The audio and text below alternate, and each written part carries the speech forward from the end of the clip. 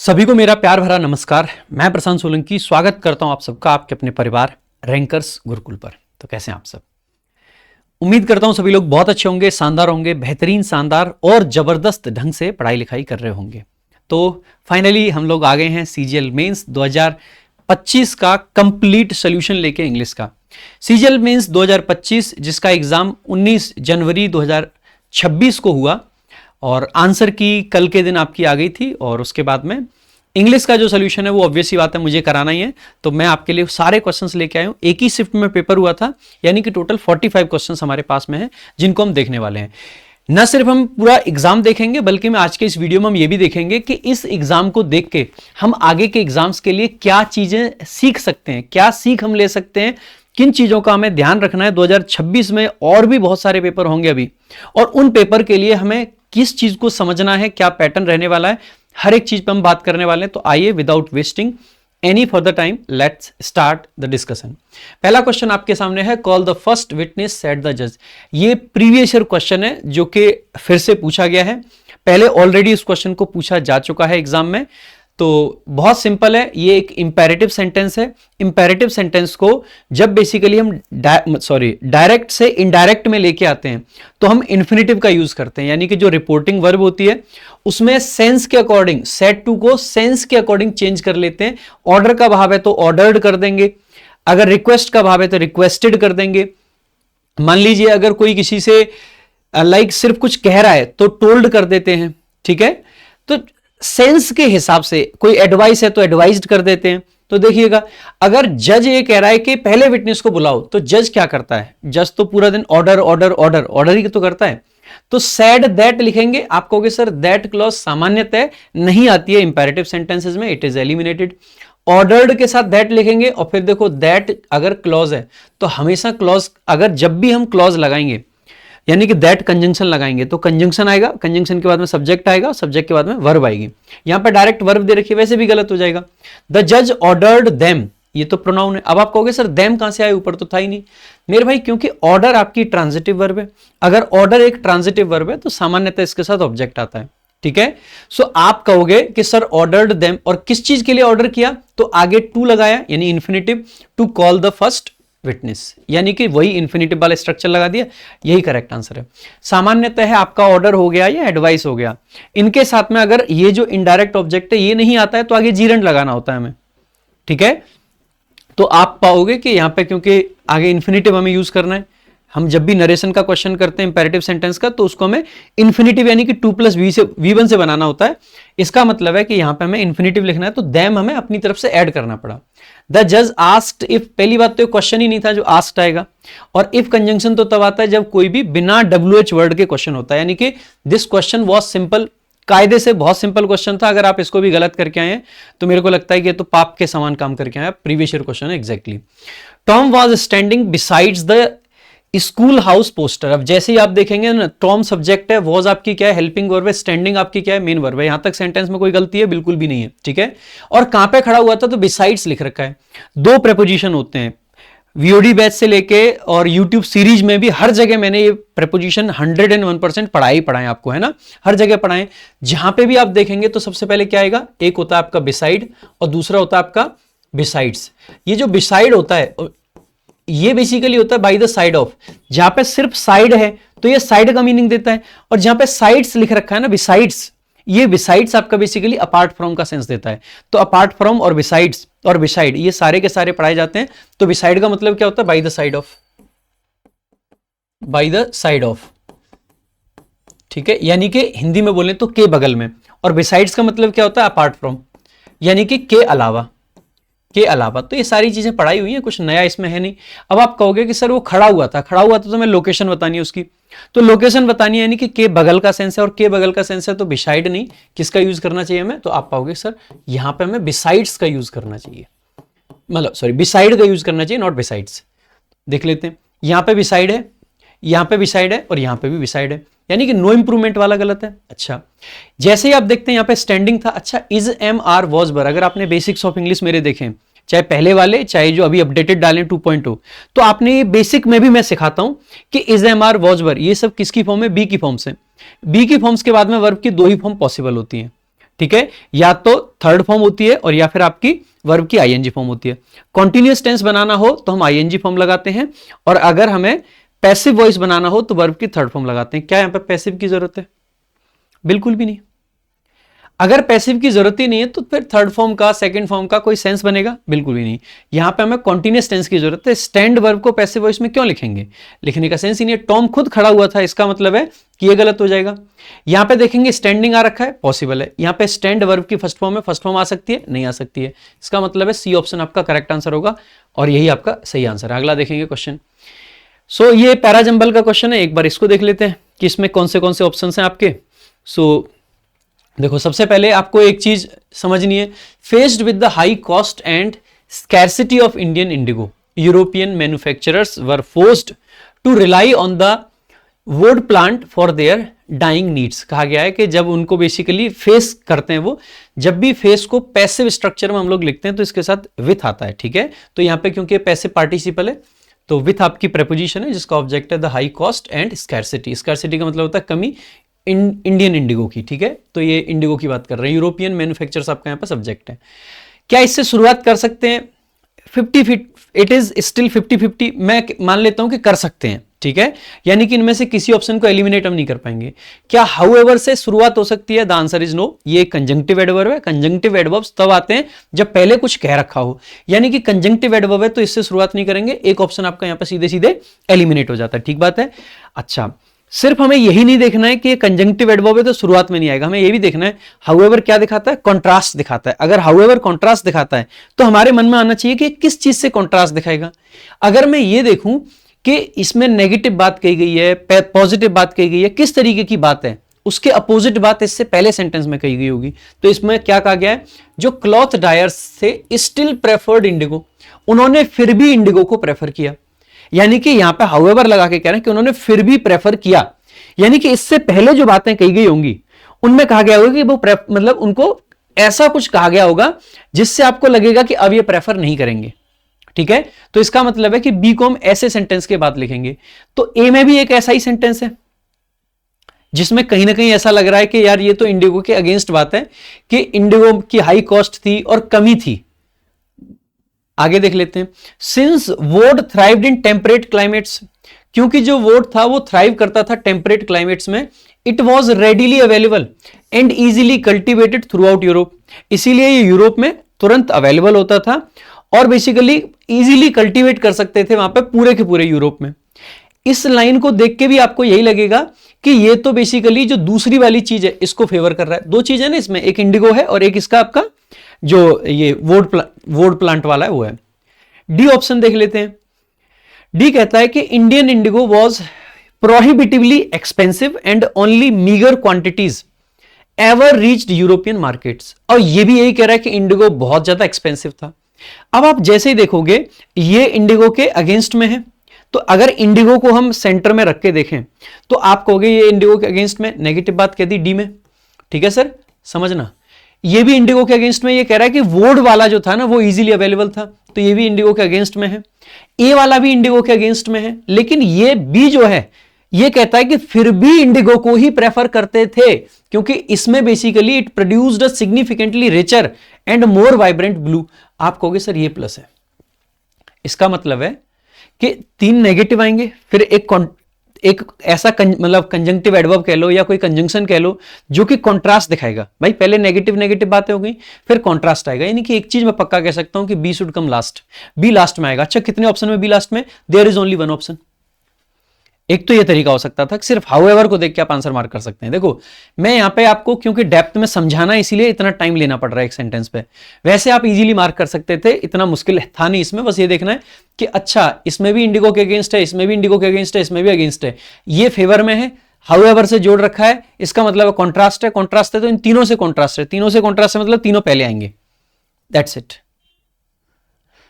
कौन सा वाला ऑप्शन बन जाएगा? D A C B, D A C B, और कुछ बन ही नहीं सकता है, डीएसीबी बन जाएगा, ठीक है। आगे देखें, एक तो ये तरीका है, इस तरीके से आसानी से कर सकते हैं। अच्छा, दूसरा एक और तरीका हो सकता था, ठीक है। जैसे यहां पे लिख रखा है, यहां पे इंट्रोडक्टरी सेंटेंस है जिसमें यह कहा गया है कि जो इंडियन इंडिगो था ये बेसिकली बहुत ज्यादा एक्सपेंसिव था, बहुत कम क्वांटिटी में था और इसीलिए ये यूरोप मार्केट पहुंच नहीं पा रहा था। यही चीज यहां पे फिर इसको डिफाइन किया गया है कि फेस्ड विथ, जब वो फेस कर रहे थे हाई कॉस्ट क्योंकि एक्सपेंसिव था और स्कैरसिटी यानी कि कमी, तो यूरोपियन मैन्युफैक्चरर्स को फोर्स होना पड़ा कि वो रिलाई करें किस पे, वुड पे। तो एक यहां से भी कह सकते हैं कि डी के बाद में ए जो है ना वो ले बनाता है।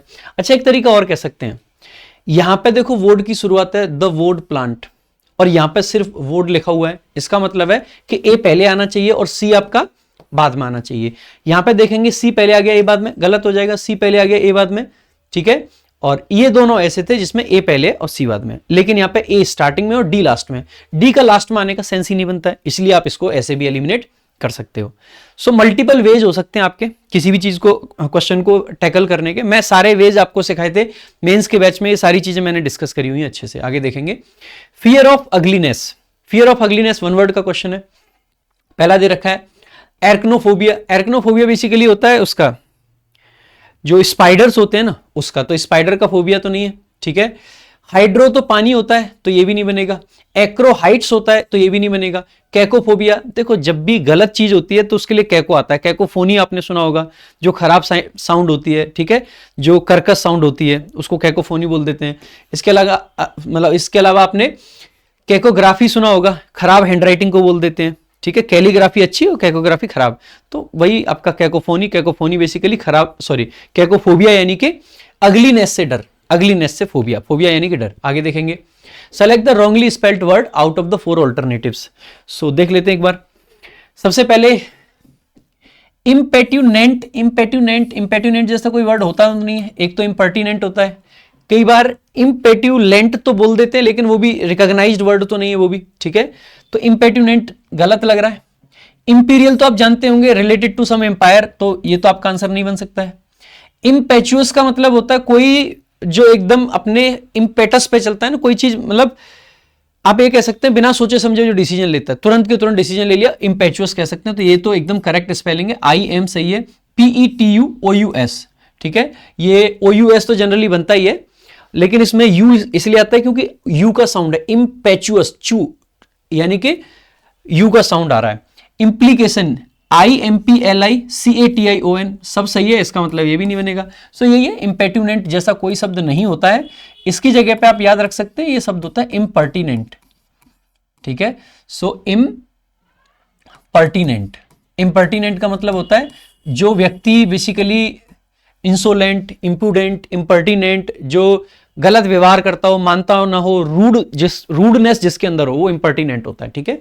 आगे देखेंगे, I asked Mary if she would lend me a pencil.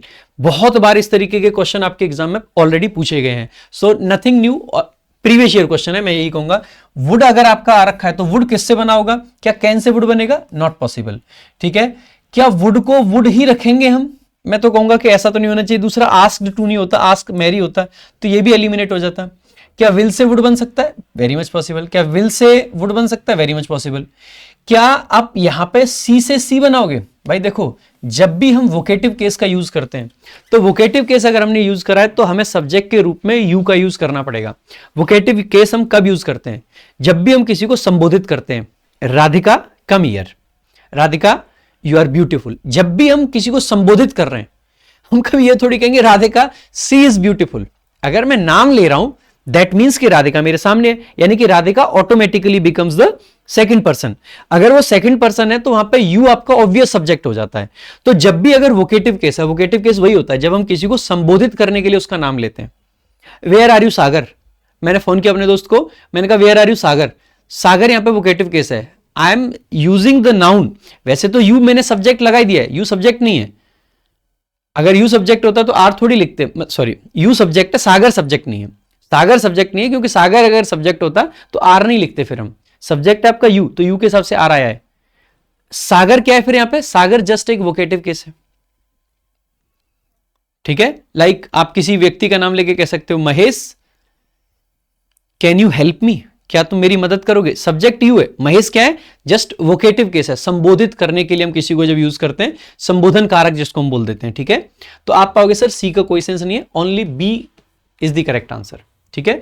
So B ही आपका करेक्ट आंसर होगा, कोई और नहीं बन सकता। नेक्स्ट देखेंगे अगला क्वेश्चन। अगला आपका क्वेश्चन है कम quickly if you will attach, sorry if you will catch the train. अब सिंपल सी बात है, सबसे पहले तो इफ क्लॉज में विल सेल का प्रयोग नहीं होता है। जब भी कोई भी कंडीशन की या टाइम की क्लॉज आती है, मैं इतनी बार इसको पढ़ा चुका हूं, तो इफ के साथ में विल आएगा, इसकी कोई पॉसिबिलिटी नहीं है। अच्छा, क्या हैव के साथ में आप वर्ब की फर्स्ट फॉर्म लिखोगे? The answer is no. यहां पे क्या विल लिखोगे? द आंसर इज नो, और नो इंप्रूवमेंट तो वैसे ही गलत है, तो आंसर तो आपका यही हो जाएगा। So come quickly if you want to catch the train. अब देखो ये भी ध्यान देने वाली बात है, अगर यहां पे सिंपल हम ये लिख देते ना if you catch the train, तो सेंटेंस का सेंस नहीं होता। क्यों नहीं होता? कि अगर तुम ट्रेन पकड़ो तो जल्दी आ जाना। अरे ट्रेन पकड़ने के लिए जल्दी आना है। सो ट्रेन पकड़ना is a purpose. So if you want what, क्या चाहते हो तुम? To catch the train, train को पकड़ना। ठीक है, तो इसका मतलब है वांट वाला लिखना भी जरूरी था। इसको सेंस देख के भी आप मार्क कर सकते थे, बाकी सब तो बाद की बात है। The burglar destroyed several items in the room, even the carpet has been torn. ये पहले क्वेश्चन पूछा जा चुका है, पहले इसको एक्टिव में पूछा गया था और पैसिव में कन्वर्ट करवाया था। सॉरी, पैसिव में पूछा गया था, एक्टिव में कन्वर्ट करवाया था। अब की बार उल्टा पूछ लिया कि एक्टिव दे रखा है और पैसिव में पूछ रखा है। जहां तक मेरे को याद आ रहा है, ये कारपेट वाला क्वेश्चन पूछा हुआ है, प्रीवियस ईयर का है। ठीक है, सो select the correct passive form. अब देखो, जैसे ही देखा ना आपने कि पैसिव फॉर्म आपको चाहिए, पैसिव फॉर्म चाहिए, एक क्लॉज पहले से पैसिव में हैज बीन टॉर्न, क्या उसको चेंज करेंगे हम? द आंसर इज नो, क्योंकि हमसे कहा गया पैसिव फॉर्म बताओ, हमसे ये नहीं कहा गया कि चेंज द वॉइस। अगर वॉइस चेंज करने की बात होती तो फिर हम सोच भी लेते कि यार जो एक्टिव है उसको पैसिव कर दो, जो पैसिव है उसको एक्टिव कर दो, कुछ ऐसा सोच लेते। बट ना, कहा गया है कि इसी सेंटेंस को पैसिव वॉइस में एक्सप्रेस करके दिखाओ हमें। तो डिस्ट्रॉयड यानी कि पास्ट का इंडेफिनिट टेंस, पास्ट का इंडेफिनिट किसमें चला जाएगा? वॉज वर्ब प्लस वर्ब की थर्ड फॉर्म में। तो देख लेते हैं एक बार। Were destroyed, very much possible. यहां पे देखेंगे सिंपल डिस्ट्रॉयड, नॉट पॉसिबल। यहां पे देखेंगे हैव बीन टॉर्न, ये तो कोई सेंस ही नहीं बनेगा। Being destroyed, not possible. एक ही ऑप्शन बना, दैट्स द करेक्ट आंसर। क्या इसमें कुछ मुश्किल था? The answer is no. एक सिंगल चीज आप ऐसी नहीं दिखा सकते जो ना पढ़ाई गई हो आपको, सिंगल चीज। इरोनियस, इरोनियस का मतलब होता है जिसके अंदर एरर हो। कई बार तो मैं जब मॉक टेस्ट वगैरह डिस्कस करता हूं ना, तो मैं बोलता भी हूं कि इरोनियस पार्ट आपको आइडेंटिफाई करना है। इरोनियस मतलब जिसके अंदर एरर हो, गलती हो। क्या पूछा गया है? Synonym. Vital is important, not possible, vital पढ़ाया हुआ है। फेलेसियस, जो बेसिकली फेलेसी होती है ना, फेलेसी का मतलब होता है झूठ, दिखावा, नकलीपन। तो फेलेसी नाउन होता है, फेलेसी से फेलेसियस बनता है, ये एडजेक्टिव फॉर्म है। तो आप कहोगे ये भी एडजेक्टिव है, ये भी एडजेक्टिव है, इसका मतलब है, और ये भी झूठ को दिखाता है, ये भी झूठ को, गलत को दिखाता है। So this is the correct synonym. Accurate तो एंटोनिम बनेगा और राइट तो एंटोनिम बनेगा। Quite simple, quite simple. अच्छा, एक चीज देखना, प्रीवियस ईयर क्वेश्चंस भी रिपीट हो रहे हैं, सब कुछ हो रहा है, यानी कि वी कैन से, मतलब आई स्टैंड करेक्टेड। मैंने भी कहा था कि टीसीएस ने पेपर नहीं बनाया होगा, सिर्फ कंडक्ट कराया होगा। बट इस पेपर को देख के ना मैं खुद भी यही कहूंगा कि यार लगता नहीं है कि ये पेपर एआई से बना हुआ है या ये पेपर टीसीएस ने नहीं बनाया है, बिकॉज इसमें क्वेश्चंस तो वही हैं जो टीसीएस पूछा करता था। एग्जैक्टली डिट्टो प्रीवियस ईयर के क्वेश्चंस उठा रखे हैं इन्होंने, बस ऊपर का नीचे, नीचे का ऊपर ये किया है। सो अब तो मैं स्ट्रांगली, मेरे को ऐसा लगता है कि ये पेपर पक्का टीसीएस नहीं बनाया है। सो क्या फिर इससे हम ये कंक्लूजन निकाल लें कि यार एसएससी अब जो है, एसएससी ने एक और बेसिकली चेंज किया है और अब टीसीएस ही पेपर कराएगा?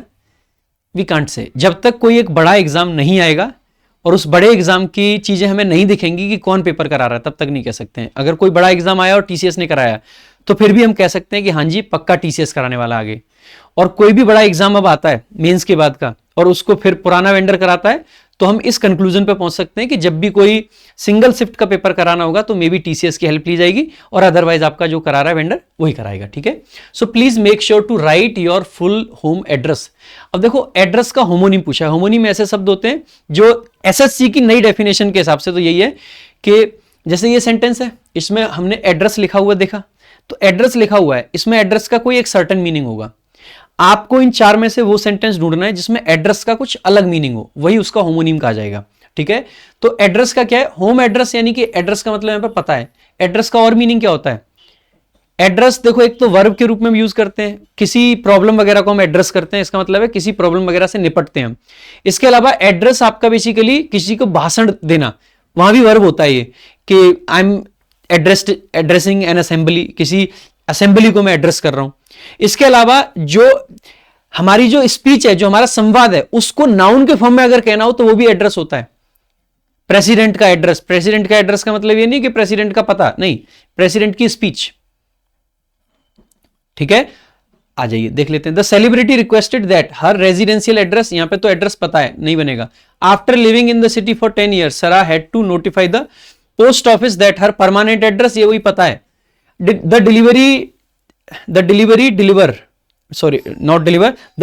Driver called me because he was having trouble finding my address, यहां पे भी एड्रेस वही है पता।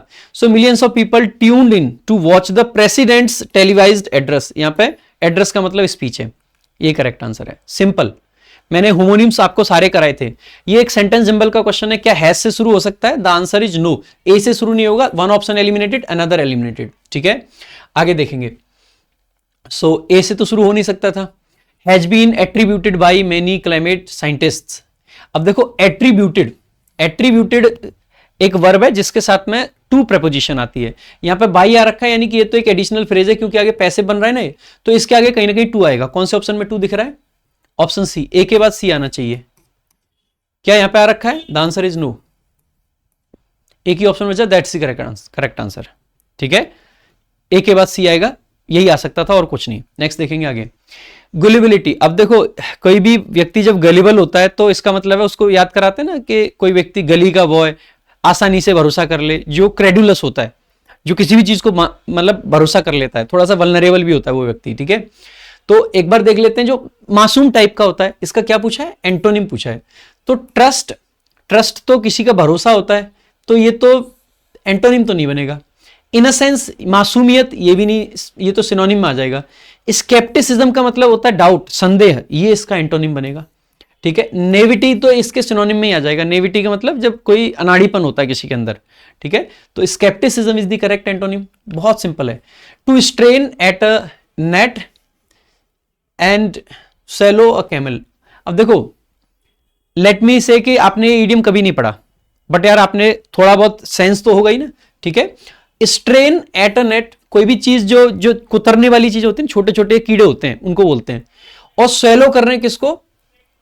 कैमल को। सबसे पहले जो भी ये ईडियम होगा ना, उसमें दो ऐसी कॉन्ट्रास्टिंग चीजें होंगी। To be meticulous in everything, ये एवरीथिंग वाली चीज नहीं होगी। To have a very large appetite ना, कैमल को स्वेलो कर रहे हैं, दैट डजंट मीन कि एपेटाइट ज्यादा है। To be extremely physically weak, नहीं।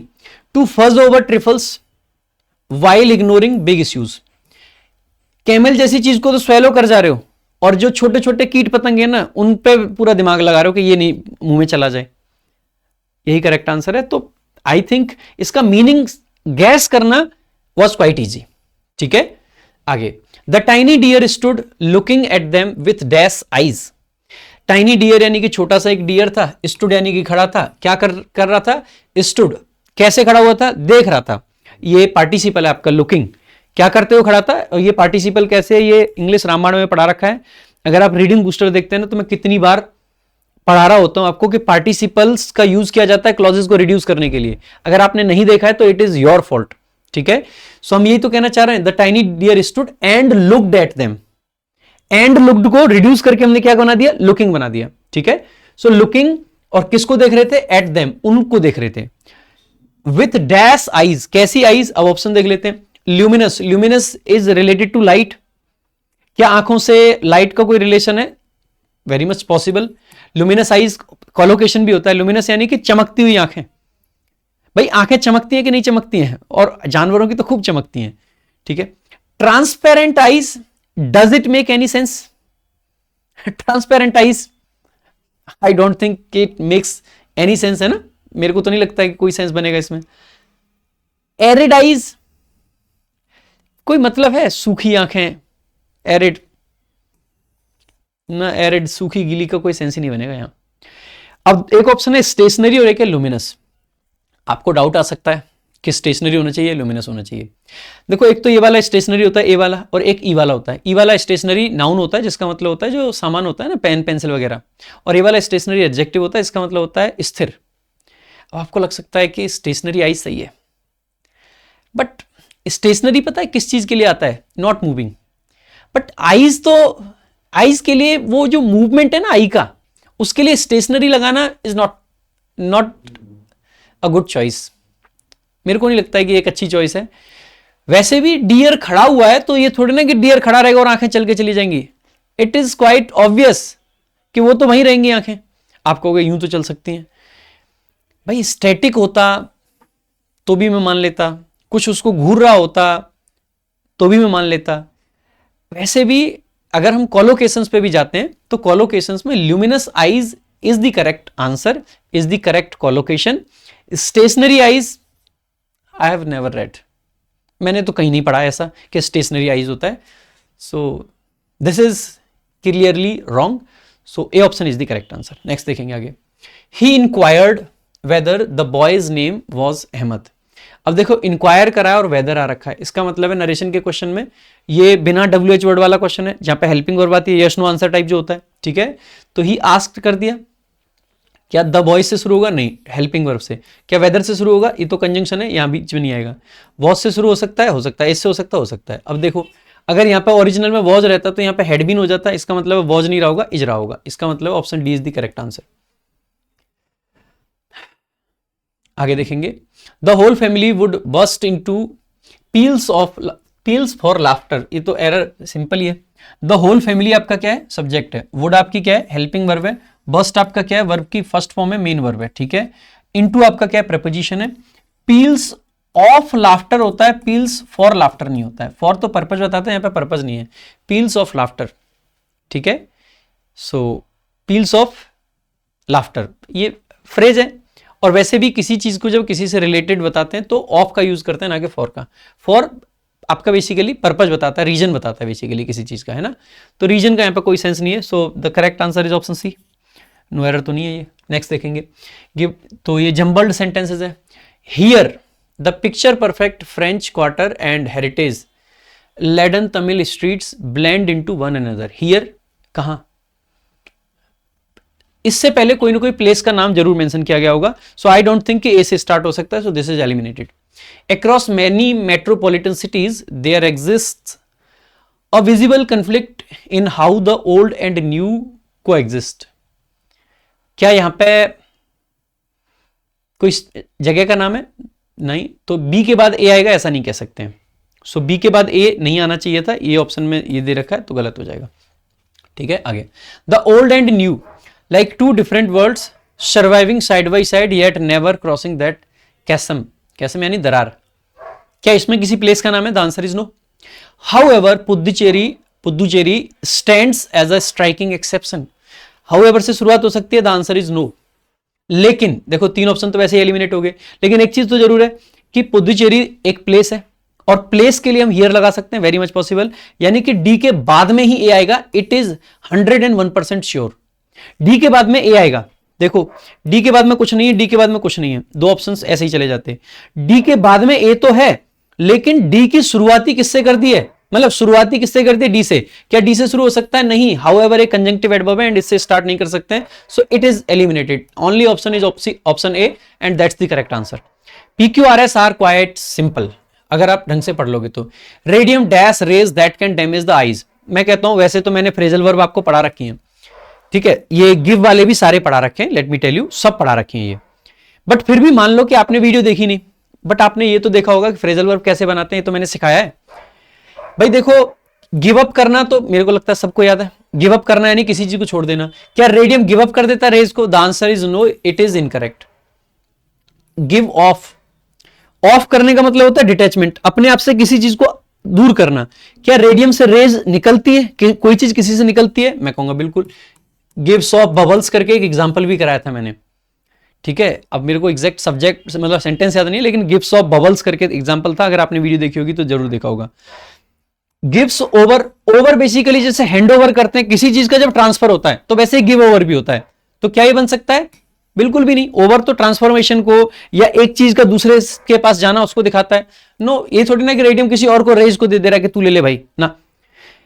गिव अवे, अवे यानी कि अपने से दूर करना, बांटने के सेंस में। गिव अवे तो सब करते हैं, हमने भी बुक्स का गिव अवे करा है, तो दिस इज ऑटोमेटिकली एलिमिनेटेड, है ना। So option B is the only possible answer. Next देखेंगे आगे। Why was such a letter written by your brother. Simple है, वॉज प्लस वर्ब की थर्ड फॉर्म पैसिव है, किस में लाना पड़ेगा? एक्टिव में। सो एक्टिव फॉर्म पूछ रखी है। वॉज प्लस वर्ब की थर्ड फॉर्म क्या दिखाता है? पास्ट का इंडेफिनिट टेंस। WH वर्ड क्या दिखाता है? इंटरोगेटिव। इंटरोगेटिव में क्या आएगा? पास्ट इंडेफिनिट में डिड आना चाहिए कि नहीं? Did plus V1। वॉज है गलत है, डज है गलत है, हैड है गलत है, एक ही ऑप्शन है, दैट्स द करेक्ट आंसर। आगे नेक्स्ट क्वेश्चन आपका है, अ स्टिच इन टाइम सेव्स 9। बहुत पुराना इडियम है, बहुत बार पूछा गया है। समय से लिया गया एक्शन बाद में बहुत सारे एफर्ट्स आपके बचा लेता है। Timely action prevents more work, एकदम करेक्ट बात है। सेविंग मनी नहीं होगा, बाकी सब eliminated. Next, do you suppose you know better than your own father jeered his angry mother. पहले ये इनडायरेक्ट पूछ के डायरेक्ट मतलब इनडायरेक्ट देके डायरेक्ट पूछा था, अब की बार डायरेक्ट दे दिया, उसका इनडायरेक्ट पूछा है। प्रीवियस ईयर क्वेश्चन है क्लियरली, और इसको देख के तो मैं 100% कह सकता हूं कि ये पक्का TCS ने पेपर बनाया है। डू यू सपोज, क्या आपको लगता है? सो देखो, सबसे पहले जीयर्ड हिज एंग्री मदर। अब यहां पे ना देखो, हिज एंग्री मदर जीयर्ड दैट, क्या दैट के बाद में, दैट क्लॉज में क्या इंटरोगेटिव सेंटेंस बन सकता है? The answer is no. His angry mother jeered and asked whether he supposed he knew better than his own father. His angry mother jeered and asked whether he had supposed, क्या do you suppose को had supposed में change कर सकते हो? The answer is no. His angry mother jeered and asked if you suppose, क्या you suppose को you suppose छोड़ दें? The answer is no. पहले तो you भी चेंज होगा, दूसरा suppose भी चेंज होगा, एक ही ऑप्शन बचा, that's the correct answer. आगे देखेंगे next. The company will invest more 600 crore, more 600 crore, या तो इसको ऐसे लिखना चाहिए, द कंपनी सब्जेक्ट है, विल हेल्पिंग वर्ब है, इन्वेस्ट आपकी मेन वर्ब है। द कंपनी विल इन्वेस्ट, क्या इन्वेस्ट करेगी? 600 करोड़ मोर, या तो मोर को पीछे लिखो, 1 मोर, 2 मोर, 3 मोर, कभी ऐसे नहीं लिखते मोर 50 मोर थिंग्स, 50 मोर, लाइक मान लीजिए आई नीड 50 मोर बॉयज, ऐसे कह सकते हैं। यानी कि संख्या के बाद में मोर लिखेंगे, पहले का कोई सेंस नहीं है। अब आप कहोगे फिर यहां एरर करें, यहां करें, मैं कहूंगा यहां कर दो, मोर की जगह पे एडिशनल लगा दो। हमें और 600 करोड़ चाहिए, और 600 करोड़, एडिशनल 600 करोड़, या इसको मोर को हटाई दो। The company will invest 600 crore in the next 5 years to expand its corporations in Britain, या एडिशनल लगा सकते हैं, या आप एडिशनल ना लगाना चाहें अनदर लगा दो, अनदर 600 करोड़, यानी कि एक और 600 करोड़। That's it. कौन से पार्ट में एरर है? ए पार्ट में, बाकी सब सही था, इसमें कोई दिक्कत नहीं है। आगे देखेंगे। सो select the correctly spelled word out of the 4 alternatives. So grotesque आपका होता है, और ग्रोटेस्क में सबसे पहले तो GRO सही है, TES सही है, QUE तो लास्ट में आता है, QE। ये इसलिए गलत है क्योंकि ओ लगा दिया, ग्रो नहीं करना है, ग्रोटेस्क, और ग्रस टेस्ट नहीं है, ये गलत हो जाएगा, ठीक है। और ये भी ग्रस कर दिया, ये भी गलत हो जाएगा, तो एक ही ऑप्शन है, यही करेक्ट है आपका, करेक्ट स्पेलिंग का। तो ग्रोटेस्क का मतलब होता है कोई भद्दा, है ना, अजीब सा, थोड़ा सा फनी सा, है ना। The massive exterior wall of the mention was being painted. अब वॉज बीइंग पेंटेड है, इसका मतलब है कि ये पास्ट का कॉन्टिन्यूस का पैसिव है, पास्ट कॉन्टिन्यूस का एक्टिव हमें चाहिए होगा इसका। यहां पे देखो आर कर दिया सर, गलत हो जाएगा। वर पेंटिंग पॉसिबल है, पेंटेड इंडेफिनिट हो गया, हैड बीन परफेक्ट हो गया, करेक्ट हो जाएगा A option, sorry B option, not A, B option correct हो जाएगा। By the intricate tapestry of, क्या ऑफ पे एंड कर सकते हो? Can you end a sentence on of? The answer is no, ठीक है। अब देखो क्या, अब देखो एक बार और देख लेते हैं कि कहां से क्या कर सकते हैं हम, ठीक है। क्या दैट से शुरू कर सकते हो? ये दैट तो रिलेटिव प्रोनाउन है, दैट डिफाइन, जो कि डिफाइन करता है, और इससे पहले कोई प्लूरल नाउन आया होगा। सी से शुरू नहीं हो सकता, दिस इज एलिमिनेटेड, ठीक है मेरे भाई। Bye the intricate tapestry of, तो इससे भी मतलब शुरुआत तो मुझे इससे भी नहीं लगती है, बट फिर भी शुरुआत में बाई आ सकता है, ऐसा नहीं आ नहीं सकता। द फिलोसोफर वॉज कैप्टिवेटेड, किस चीज से? अब देखो वॉज प्लस वर्ब की थर्ड फॉर्म पैसिव है, पैसिव है तो इसके बाद में बाई आना चाहिए, तो मुझे लगता है बी के बाद में ए आना चाहिए, ठीक है। आगे टेपेस्ट्री, अब देखो ऑफ, ऑफ के बाद क्या है? ऑफ एक प्रीपोजिशन है, इसके बाद में इसका ऑब्जेक्ट आएगा, ऑब्जेक्ट के रूप में नाउन आ सकता है, ठीक है। ये नाउन ऑब्जेक्ट नहीं बन सकता क्योंकि ये सब्जेक्ट, जो वर्ब है इसका सब्जेक्ट है, तो फिर ऑफ का ऑब्जेक्ट क्या बनेगा? Moral and ethical dilemmas. आप पाओगे कि ए के बाद में डी का आना मैंडेटरी है, ए के बाद में डी कहाँ रखा है? यहाँ पे ए के बाद में डी है, यहाँ के बाद एक यहाँ नहीं है और यहाँ भी नहीं है, करेक्ट आंसर यही होगा, बस सिंपल है, ज़्यादा मुश्किल है नहीं है कुछ, ठीक है। आगे okay, so now this is a passage, कितना बड़ा है? 2 स्लाइड में है, सो एक बार देखते हैं। वैसे तो पैसेज में पहली दूसरी लाइन पढ़ लो, लास्ट की 2 लाइन पढ़ लो। मैक्सिमम एआई जनरेटेड पैसेज होगा तो आपका इस तरीके से हो जाएगा। अगर पैसेज एआई जनरेटेड नहीं है, यानी कि जेनरिक पैसेज नहीं है, passages can be of 2 types.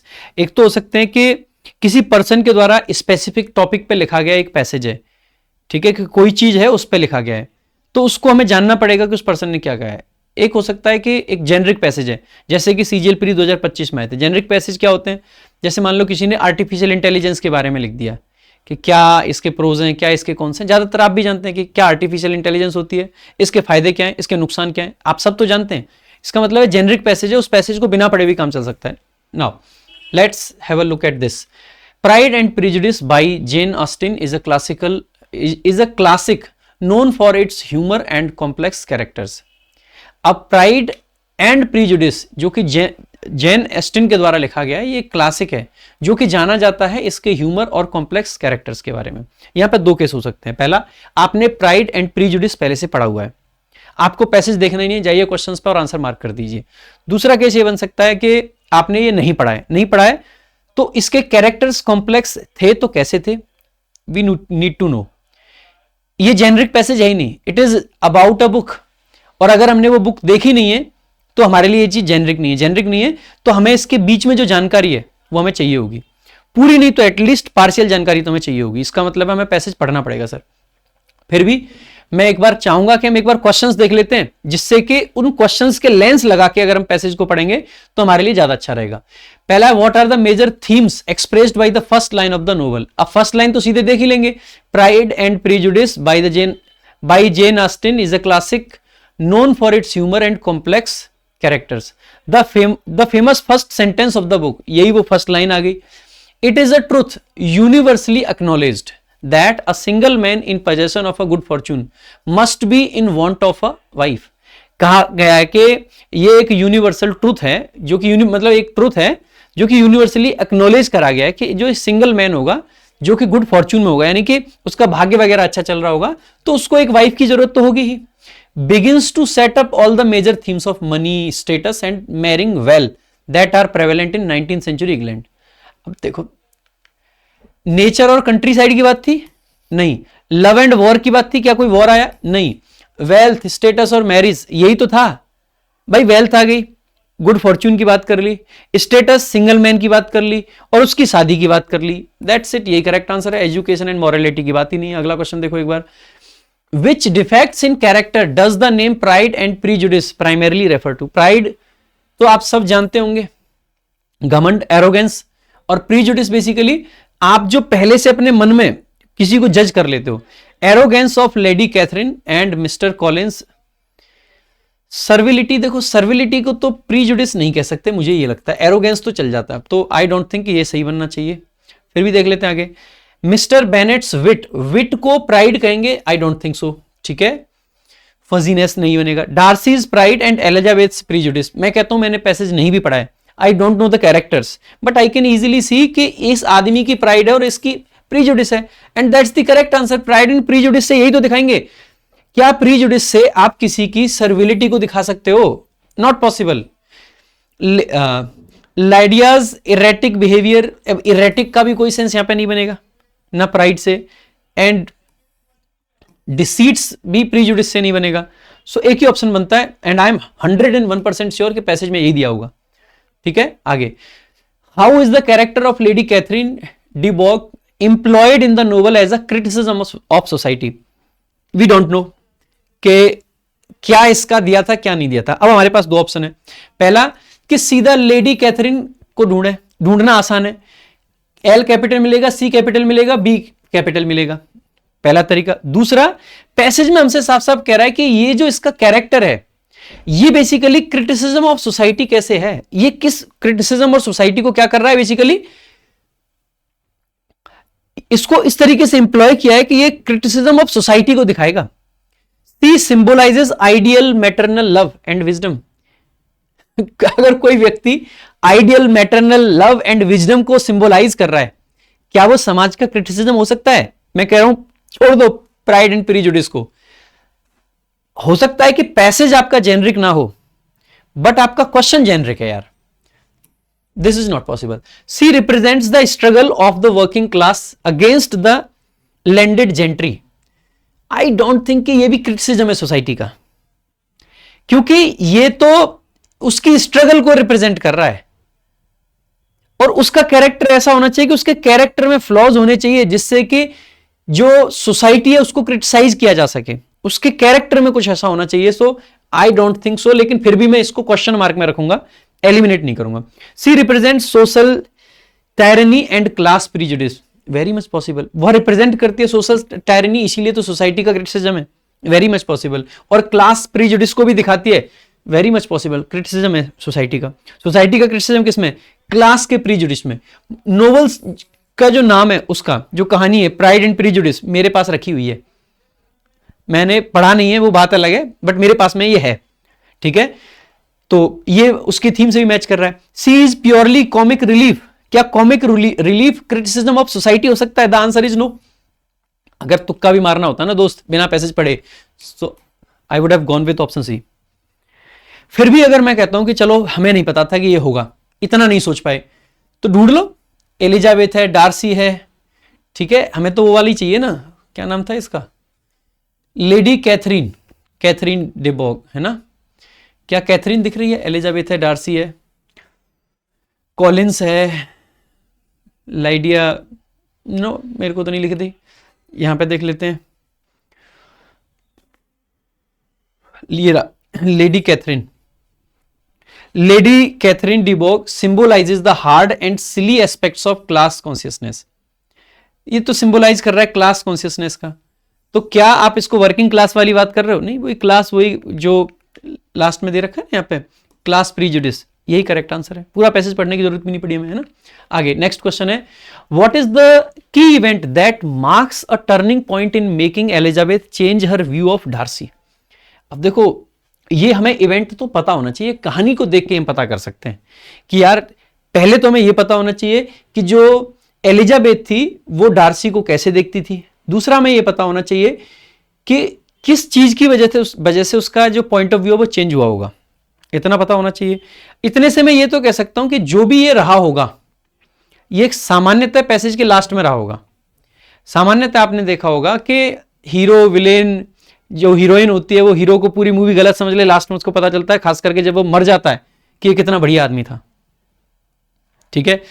Recently वो रांझना 2 आई थी, उसमें भी कुछ ऐसा ही था। जब समय निकल गया तब याद आया। जब रांझना 1 आई थी 2012 में, उसमें आपने देखा होगा सोनम कपूर को जब धनुष की डेथ हो जाती है उस एक्सीडेंट में, तब रियलाइज होता है कि कैसा बढ़िया आदमी था। सो ऐसा तो होता ही है जनरली, खास करके लेडीज को तो बहुत ही लेट रियलाइज होता है। लड़के तो शुरुआत में शक्ल देखते हैं ना, जब पहली बार चेहरा किसी लड़की का देखते हैं तभी समझ जाते हैं कि कितनी बढ़िया है, चाहे कितनी भी बेकार हो, ठीक है। सो द नेदरफील्ड बॉल, अब पता नहीं कौन सी घटना रही होगी। अब ऐसे में ना मैं आपसे ये कहूंगा, देखो आप इस क्वेश्चन को देखोगे तो आपको कोई इवेंट का वहां इवेंट तो लिखा नहीं मिलेगा, या तो आपको कुछ ऐसा देखना पड़ेगा कि चेंज हो, या फिर व्यू ऑफ डार्सी कुछ ऐसा मिले, अगर पैसेज में आपको स्किमिंग करनी है तो। या फिर आप क्या करो, ऑप्शंस को देख लो कि नेदरफील्ड बॉल जो है वहां पे क्या हुआ है, जो पेम्बरले है और रिसेप्शन ऑफ डार्सीज लेटर। देखो ये मुझे लगता है कि पॉसिबल हो सकता है, डार्सी का लेटर मिला होगा ना, लास्ट में मरने के बाद पत्र वगैरह मिलते हैं, ठीक है। लाइडियाज इलोपमेंट विथ, अब लाइडिया का इलोपमेंट विक्रम के साथ में, उससे पता नहीं है, कह नहीं सकते। Rejection of mister Collins proposal, कुछ भी हो सकता है, तो एक बार देखना पड़ेगा इसको, है ना। देखने के लिए अब फिर से पैसेज में जाएंगे, जनरली पीछे देख लेते हैं। देखो इसमें जो एक हमारा ऑप्शन था वो सबसे शुरुआत में मुझे दिख गया है, ऑप्शन जो बी वाला है ना, प्रेम्बरली वाला, ये शुरुआत में ही दिख रहा है। तो एक बार सबसे पहले इसी को देख लें। Pemberley is an important defining instance in which the splendour of property and the favourable reports of his servants compel Elizabeth to revise यानी कि चेंज हर अर्लियर ओपिनियन। यही आंसर है, पूरा पढ़ने की जरूरत भी नहीं पड़ी। वैसे हमें मान लो ये तो बाई चांस इस स्लाइड में अलग से था तो हमें तुरंत दिख गया, लेकिन फिर भी एक तो हमें वो निदर वाला कौन सा था, एन से कुछ था, वो वाला इवेंट देख लेना चाहिए, ठीक है। एक वो किसी के साथ भाग गई है वो देख लेना चाहिए, एक किसी का रिजेक्शन वाला है वो भी देख लेना चाहिए। तो जो भी आप देखोगे ना वो देख लेना, ठीक है। So in the final analysis, the novel promotes love marriage couples like Jane and Bingley and Elizabeth and Darcy who have successful marriages because of love. In contrast, couple marrying for convenience, ये वही कह रहे हैं कि भैया प्यार वाली बात है, ठीक है, बिना कन्वीनियंस के लिए शादी नहीं होती है. What kind of marriage does, अब ये तो लास्ट क्वेश्चन ही यही दे रखा है, appear to prize. ये तो देखो जब भी आपको लगे ना कि किस तरीके का, इसमें लास्ट में कंक्लूजन वाला पार्ट है, कंक्लूजन वाले पार्ट के लिए आपको पैसेज के लास्ट में जाना चाहिए, मिल जाएगा. अभी हमने देखा ही था. वैसे भी प्राइड एंड प्रीजुडिस इसका वो है, पिछले क्वेश्चन में हमें पता चला है कि उसने ओपिनियन बदल लिया है. इसका मतलब है marriage is based solely on financial security, ये कहना चाहती है नहीं. लास्ट लाइन में उसने क्या कहा है, ये देखो लास्ट लाइन में साफ साफ लिख रखा है यहाँ पे कि in the final analysis the novel promotes love marriages couples like Jane and Bingley, Elizabeth and Darcy who have successful marriages because of love in contrast to couples who marry for convenience. जैसे कि इसमें दे रखा है Charlotte Collins and Mr Collins, है ना, और those who are full of passion but irresponsible.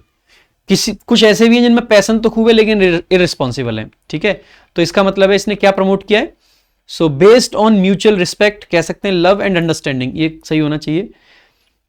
अच्छा एक बात बताना, मैं कहता हूं आपने पैसेज नहीं पढ़ा था, आप सिर्फ इतना समझो कि किसी भी नोवेल में जो कि काफी फेमस है, क्या चीज प्रमोट करेगा, क्या ये कहेगा कि भैया मैरिज सिर्फ इसलिए होनी चाहिए कि फाइनेंशियल सिक्योरिटी मिल जाए? कोई नहीं कहेगा, कोई पागल ही होगा जो ऐसी बात कहेगा. बेस्ड ऑन म्यूचुअल रिस्पेक्ट होनी चाहिए मैरिज, सही बात है. लव पे होनी चाहिए, अंडरस्टैंडिंग पे होनी चाहिए, बिल्कुल सही बात है. मैं कहूंगा कि यही होना चाहिए. मुझे पैसेज नहीं भी पढ़ा है तो भी, क्या मैरिज जो है कॉन्ट्रैक्ट्स के साथ में एंटर होना चाहिए, reason of romantic love alone, marriage contracts entered into by reason of romantic love alone. क्या रोमांटिक लव वाली शादियां चल जाएंगी सिर्फ? मैं कहूंगा ना, जहां पे म्यूचुअल रिस्पेक्ट हो, प्यार भी हो और अंडरस्टैंडिंग हो. इसका मतलब है कोई भी चीज, ये ना ऐसे शब्द नहीं आएंगे जेनरिक बातों में कभी भी. Marriage for convenience and connections to family, इसमें फिर भी आपको डाउट हो सकता है कि कुछ लोगों को ऐसा लग सकता है कि शादी सिर्फ कन्वीनियंस और फैमिली की वजह से होती है, बट ऐसा नहीं है, क्योंकि ये पैसेज कहाँ का बेस्ड है. दिस पैसेज मतलब ये जो आर्टिकल पूरा का पूरा जो क्या बोलते हैं नोवेल है, जिसमें नाम अगर देखोगे तो जेन ऑस्टिन ने लिखा है, जिसमें नाम डार्सी है, जिसमें नाम एलिजाबेथ है, यानी कि इंडिया का तो है नहीं. और जब भी हम यूरोप की बात करेंगे तो वहां का कल्चर कभी भी मैरिज को कन्वीनियंस के हिसाब से या फिर कनेक्शंस ऑफ फैमिली के हिसाब से नहीं होती है. वहां पे मैरिज होती है अपनी चॉइस से, पर्सनल चॉइस होती है वो. चलो भाई, the Viksit Bharat guarantee for Rozgar and Ajeevika mission Gramin act VB Gram 2025 has been replaced by the Mahatma Gandhi national rural employment guarantee act. ये कह रहा है कि एक जो पहले एक्ट आया था, इस हैज बीन रिप्लेस्ड बाय, इसको रिप्लेस कर दिया गया इस एक्ट से. The goal of this modification is to improve article 21 of the Indian constitution which protects the right to life. इसको चेंज करने का गोल ये है. देखो पैसेज छोटा सा है, सिंपल है, चाहो तो पढ़ लो, नहीं भी पढ़ना है तो भी आंसर तो मार्क कर लोगे भाई. अगर मेरे से पढ़ा है आपने पैसेज वाला पार्ट तो आंसर तो मार्क फिर भी कर लोगे, ढूंढ के कर लोगे, ठीक है. बट मुझे लगता है अगर छोटा पैसेज हो तो एक बार पढ़ लेना चाहिए. देख लेते हैं. MNREGA has improved socio economic conditions by felicitating wage payments. MNREGA ने इंप्रूव करी है सोशियो इकोनॉमिक कंडीशंस, कैसे कि फेलिसिटेट करता है वेज पेमेंट्स को, प्रोवाइड करता है unemployment benefits, providing unemployment benefits and promoting equal earnings. There has been sustainable development, इसकी वजह से सस्टेनेबल डेवलपमेंट रहा है. And research has confirmed the impact of this programme to raise earnings. Research ने ये कंफर्म करा है कि जो इंपैक्ट रहा है इस प्रोग्राम का अर्निंग्स को बढ़ाने के लिए, एलिविएट करने के लिए पॉवर्टी को, और बेसिकली इंकरेज करने के लिए स्कूल एनरोलमेंट को. इन द पास्ट 5 years, पिछले 5 सालों में women have comprised 58% of the workforce. अगर कोई भी ऐसा आर्टिकल होगा जिसमें ये कह रहे हैं कि 58% वर्कफोर्स महिलाएं हैं, ये अच्छी बात है खराब? अच्छी है. जहां जहां महिलाओं का पार्टिसिपेशन बढ़ेगा ये अच्छी बात है, कम दिखेगा तो खराब बात है, ठीक है. आगे, significantly contributing to rural development particularly during the COVID-19 pandemic. Given these factors, it is important to assess both the benefits and current challenges of the system. अब देखो पैसेज की टोन यहां से अगर पूछ ली जाए तो बहुत सिंपल है. इसमें दोनों चीजों को पूछा गया है कि इन फैक्टर्स पे बेस्ड इसको असेस करना जरूरी है कि बेनिफिट्स भी देखे जाएं और करंट चैलेंजेस भी देखे जाएं. डिस्पाइट मनरेगा सक्सेस के बावजूद भी ये प्रोग्राम जो है इसमें इंप्लीमेंटेशन के चैलेंजेस रहे, mainly due to inadequate funding की कमी रही है, as acknowledged by the ministry of finance, जैसे कि माना भी मिनिस्ट्री ऑफ फाइनेंस ने, डिलेज इन वेज पेमेंट करने में डिले रहे हैं, fewer work opportunities have resulted from this lack of funds, और इस लैक ऑफ फंड्स की वजह से वेज पेमेंट में डिले होता है और वर्क अपॉर्चुनिटीज कम मिल पाती हैं। ठीक है, आगे recent rules such as introducing an attendance application that uses photo have created new problems। ये जो recent rule आया है जिसमें इंट्रोड्यूस करा गया अटेंडेंस एप्लीकेशन, ये मतलब अटेंडेंस एप्लीकेशन आया है जिसमें फोटोज को यूज किया जाता है, इन्होंने न्यू प्रॉब्लम्स को क्रिएट किया है एंड मेड करप्शन इजियर, और करप्शन को और आसान बना दिया है। ड्यू टू दीज इश्यूज, इन इश्यूज की वजह से the VB Gram G act has introduced important changes, इसी की वजह से चेंजेस आए हैं, including section 5(1) and 4(5) which give the union government greater control over the public work programme, जिसकी वजह से यूनियन गवर्नमेंट को कंट्रोल और ज्यादा मिल जाता है। पहला क्वेश्चन है, what might be the author's overall purpose for discussing the development from MNREGA to the VB Gram G act. अब देखो, मेरे को तो लगता है कि पहले तो इन्होंने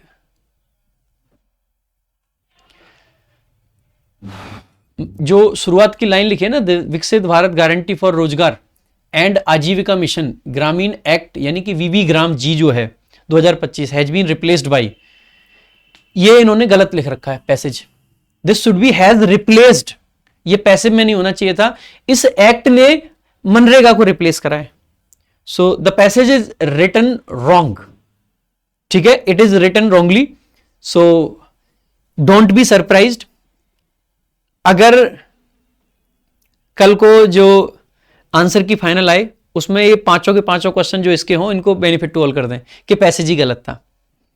डोंट बी सरप्राइज्ड अगर ऐसा है तो, क्योंकि आप खुद से सोचो ना, जो नई स्कीम आई है वीवी ग्राम जी, इसने इसको रिप्लेस किया है, ना कि मनरेगा ने इसको रिप्लेस नहीं करा है।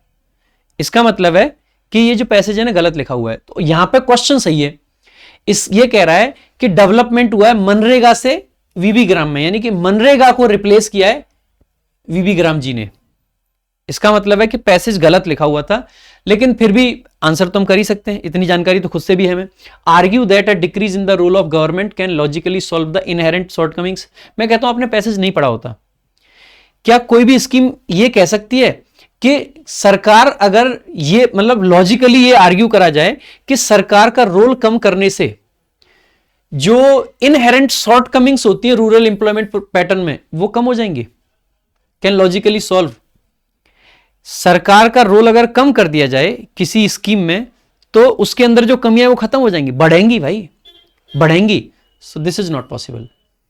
emphasize how institutional reforms try to maintain constitutionally provided rights, जो ये emphasize करता है कि how institutional reforms try to maintain constitutionally provided rights, जो constitutionally rights मिले हुए हैं ये बेसिकली मेंटेन करे और रिकॉग्नाइज करे एडमिनिस्ट्रेटिव वीकनेसेस को। कह सकते हो भाई, यही तो कहा है कि मनरेगा से ये क्यों आया, जिससे कि जो कॉन्स्टिट्यूशनल राइट है भाई, आजीविका का अधिकार है ना, यही तो इसमें कहा है।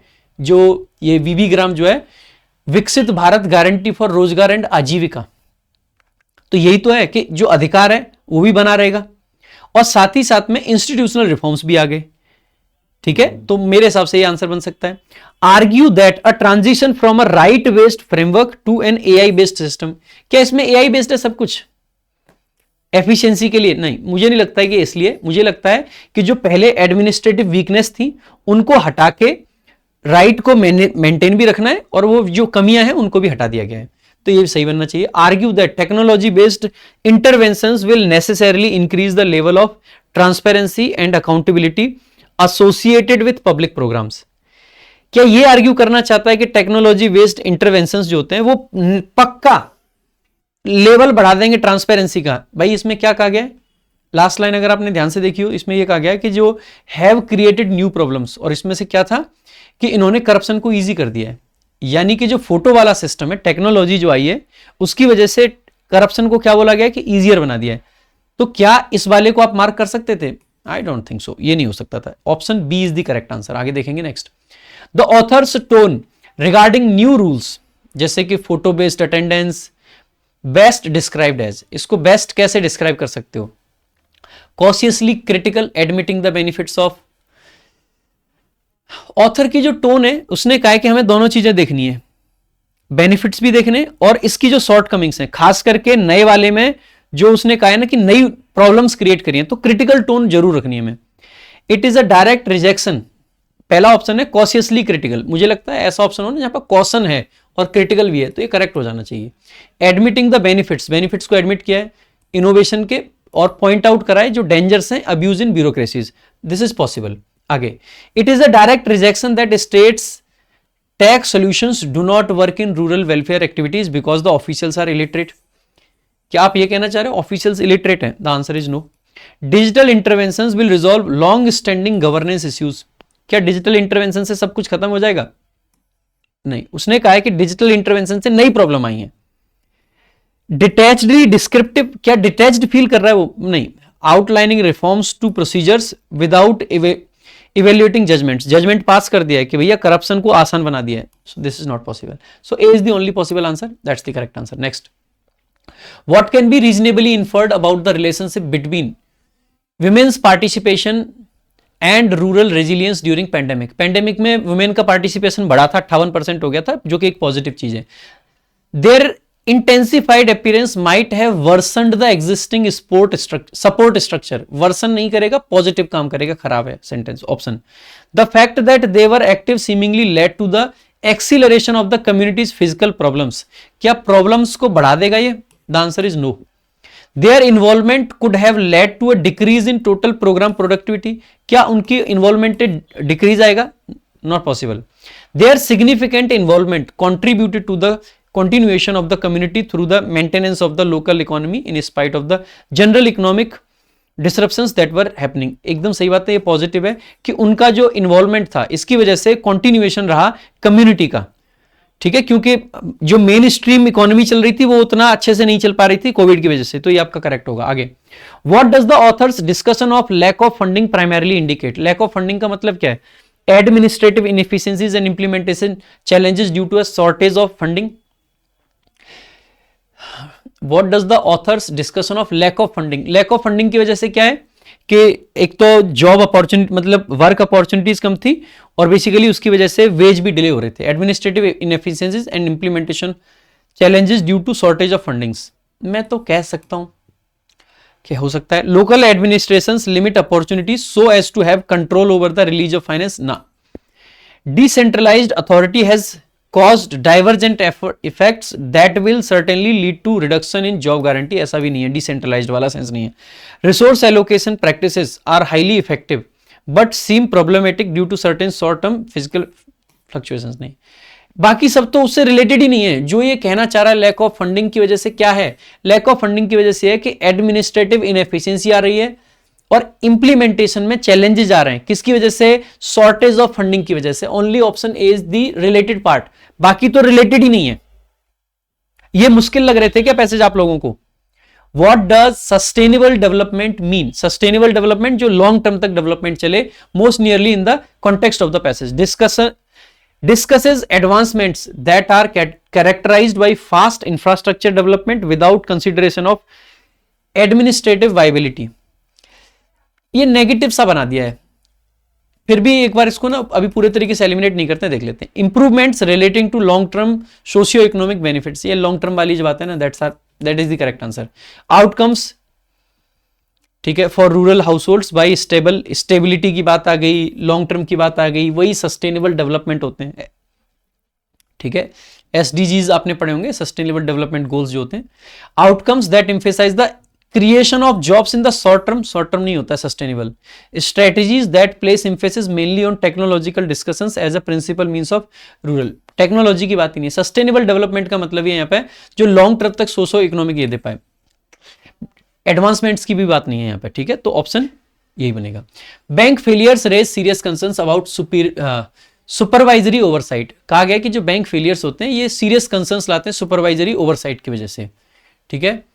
देखो, the case studies of credit Suisse and Silicon Valley bank, ये जो केस स्टडीज रही हैं ये दो चीजों की बेसिकली ये हाईलाइट करती हैं, डेफिशिएंसीज इन सुपरवाइजरी सुपरविजन, जो सुपरवाइजरी सुपरविजन है जिसमें कमी को दिखाती हैं ये इन मेनी इंस्टेंसेस, और कई सारे इंस्टेंसेस में एग्जांपल्स में ऐसा कहा गया है सुपरवाइजर्स आर हेजिटेंट, जो सुपरवाइजर्स होते हैं वो हेजिटेंट होते हैं to come into conflict with bank management, कि बैंक मैनेजमेंट के साथ वो कन्फ्लिक्ट नहीं करना चाहते हैं। व्हेन वीकनेसेस आर आइडेंटिफाइड, जब भी उनको वीकनेस आइडेंटिफाई करते हैं तो वो इसलिए वहां पे कोई एक्शन नहीं लेते हैं कि यार बैंक मैनेजमेंट से क्यों लड़ाई करनी, ठीक है जो चल रहा है चलने दो, ठीक है।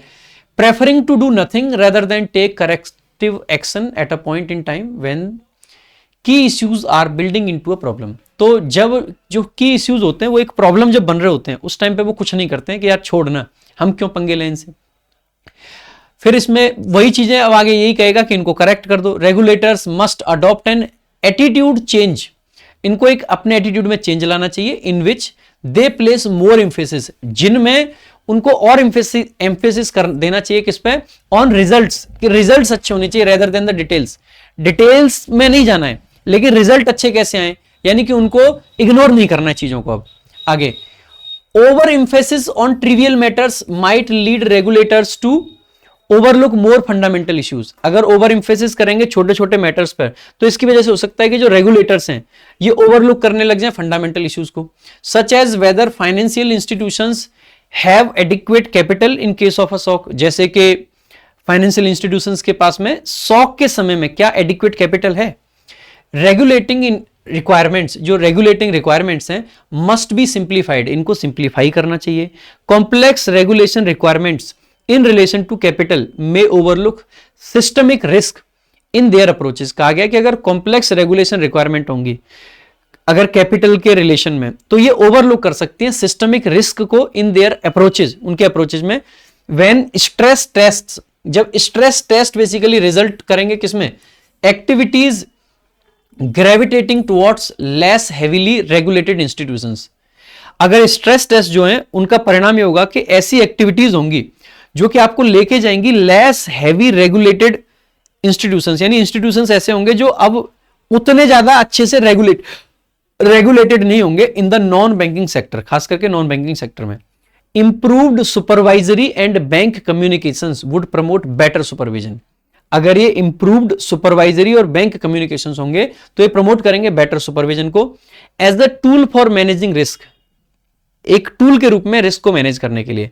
रिकमेंडेशंस इंक्लूड, रिकमेंडेशंस में क्या क्या शामिल है, being put up front about supervisory goals, एक फ्रंट बनाना चाहिए, being put up front about supervisory goals, openness होनी चाहिए to change within the bank organisation and increase transparency होनी चाहिए सुपरवाइजरी कॉन्ट्रैक्ट्स में, as a way of promoting swift problem resolution, जिससे कि प्रॉब्लम रेजोल्यूशन थोड़ा सा स्विफ्ट हो पाए, तेज हो पाए।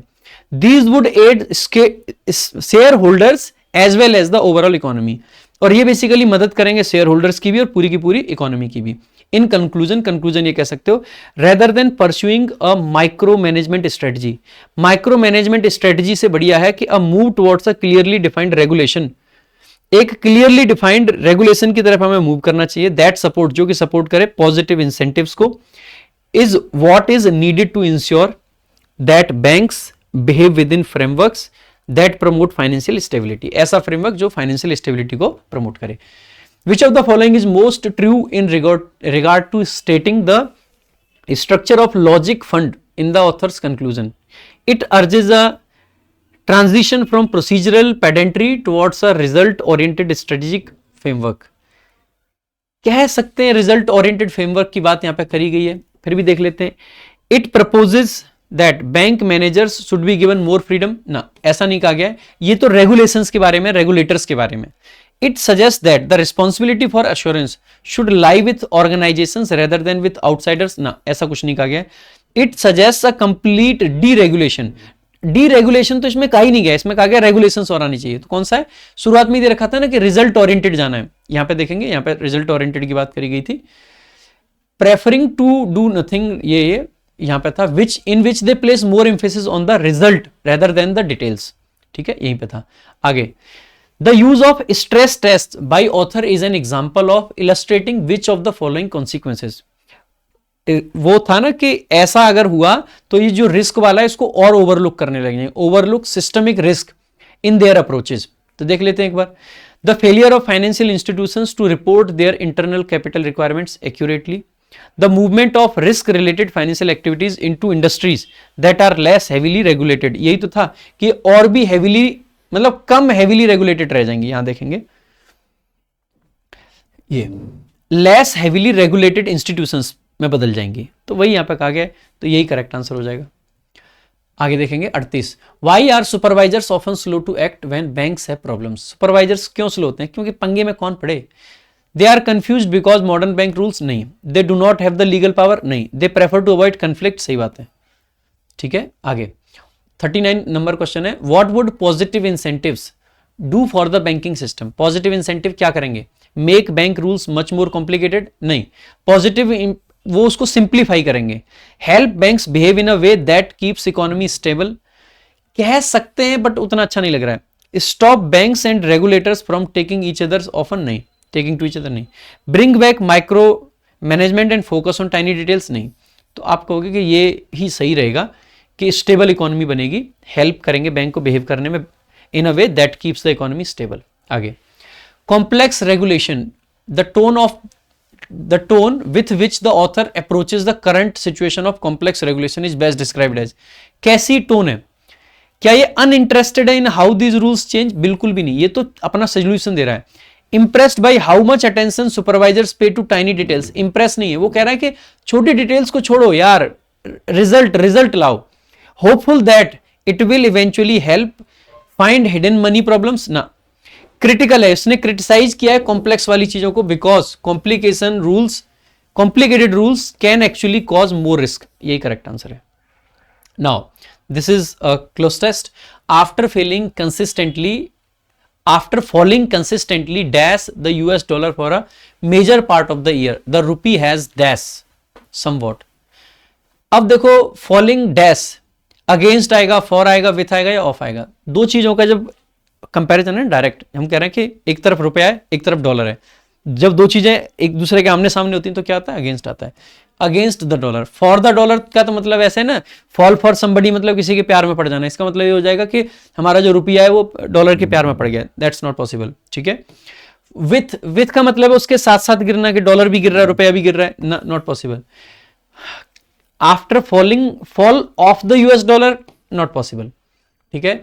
सो कहा गया है कि आफ्टर फॉलिंग कंसिस्टेंटली, लगातार फॉल कर रहा था against the US dollar for a major part of the year, पूरे साल लगातार फॉल कर रहा था, लेकिन रुपी जो है हैज डैश समवॉट। अब ये क्या कर चुका है? हैज के बाद में क्या ग्राउंड कह सकते हो? हैज ग्राउंड, हैज के बाद वर्ब की थर्ड फॉर्म आएगी। Has recovered, very much possible. Has admire first form है। एनर्जी, हैज एनर्जी समवॉट, नहीं, has recovered somewhat. Has plus verb की थर्ड फॉर्म है ना। Over the last few weeks it has risen by almost, ये बढ़ चुका है almost 5% से, from its lowest levels dash in October. Lowest levels जो कि अक्टूबर में पहुंचा था।